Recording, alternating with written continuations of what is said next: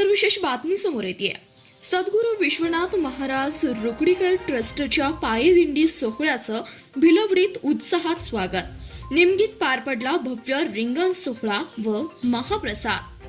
सद्गुरू Vishwanath Maharaj रुकडीकर trust Kolhapur यांच्या वतीने दरवर्षीप्रमाणे आयोजित करण्यात आलेल्या कोल्हापूर ते पंढरपूर पायदिंडी सोहळ्याचं आज भिलवडी आणि निमगी नगरीत अत्यंत उत्साहात आणि भक्तिमय वातावरणात स्वागत करण्यात आलं.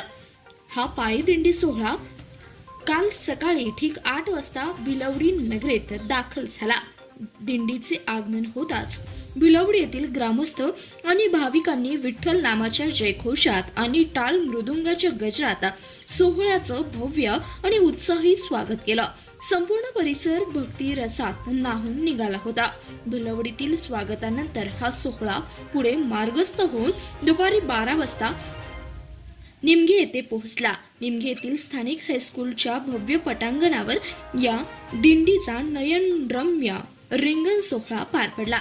वारकऱ्यांची शिस्तबद्ध पावले आणि अश्वांची दौड पाहून उपस्थित भाविकांचे डोळे दिपले.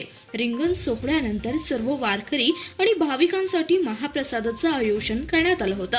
भिलवडी येथील दिंडीचे स्वागत समारंभ आणि निमगी येथील भव्य महाप्रसाद या दोन्ही कार्यक्रमाचे अत्यंत नेटके व सुबक नियोजन व्यापारी संघटनेचे संचालक मान्य श्री आकाश शेटे आणि त्यांच्या संपूर्ण शेटे परिवाराच्या वतीने करण्यात आलं होतं.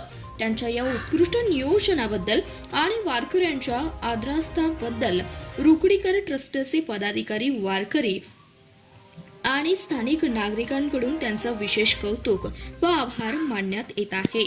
धन्यवाद. प्रतिनिधी फिरोज मुल्ला, CBS न्यूज मराठी, भिलवडी.